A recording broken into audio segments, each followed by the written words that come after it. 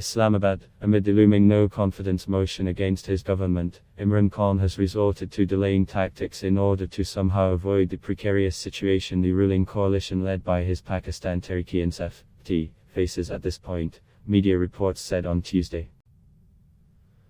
Pakistan's top court has interfered in the political tussle by beginning to examine, on a daily basis, constitutional issues pertaining to the no-confidence motion moved against Prime Minister Imran Khan's government. The ruling regime has countered this by making a presidential reference to the court, urging it to interpret provisions of the constitution that determine the extent to which a lawmaker, elected to the House as the nominee of one party, can act and vote against that party. This is being seen as an attempt by Imran Khan to stop his own party's legislators from voting against the ruling coalition during the no-confidence vote. The mood remains volatile, with the army maintaining a stoic silence. Recently, a disgruntled ruling party lawmaker warned Khan against replacing the present chief, General Bajwa, whose extended tenure ends in November. Analysts say the all-powerful army had engineered the 2018 elections in favor of Khan, and media reports speculate that, unhappy with the government's performance, the establishment has now become neutral. This has emboldened not just the opposition parties but also an estimated 20 lawmakers from the ruling party and allied parties to move against the government. Media reports speculated that Khan had brought in retired General Raheel Sharif, a former army chief, to speak for him, ostensibly to General Bajwa, but the move failed. Notably, Khan himself held a meeting with General Bajwa last Friday, where he was reportedly told by the army chief to resign after the Organization of Islamic Countries (OIC) conference in Islamabad, which began today, Tuesday. Imran Khan requires the support of 172 members of Pakistan's National Assembly in order to save his government. While Khan claims to have the support of at least 20 more members, the defections from allies and his own party show that the claims are untenable, media reports said. The government must resign if it loses the vote as per the constitution, which could either lead to another government by a different leader, a government formed by the opposition provided they muster a majority. There were media reports that the disgruntled lawmakers, estimated to be about 15, are under Jahangir Tareen, Khan's confidant cum financier, who has turned hostile.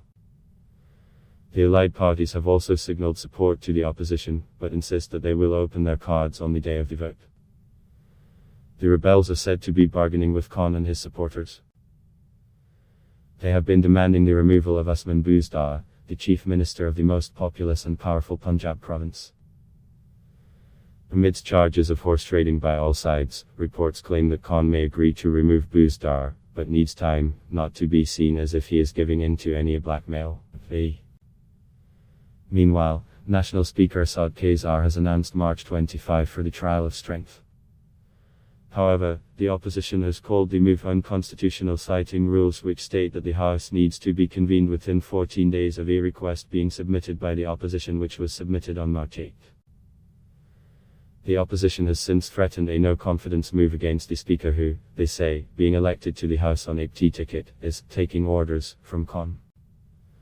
Some media reports say Khan has directed Khazar to delay the crucial exercise.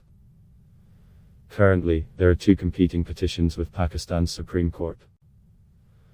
One is a petition by the Supreme Court Bar Association, SABA, that alleges large-scale wrongdoing by the government and the ruling party and wants the apex court to intervene, to end anarchy, ahead of the motion.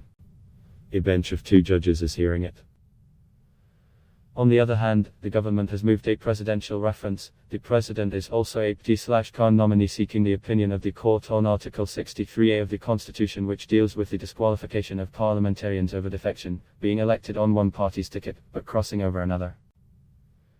The presidential reference was filed under Article 186, which is related to the advisory jurisdiction of the Al-Farolina. In the reference, President Ravi also asked the apex court whether a member who engages in constitutionally prohibited and morally reprehensible act of defection could claim the right to have his vote counted and given equal weightage, or if there was a constitutional restriction to exclude such tainted votes. The courts may in fact become the battleground before the real battle on the floor of the National Assembly, Dawn newspaper stated while reporting the court's proceedings that could take long. Adblock test why.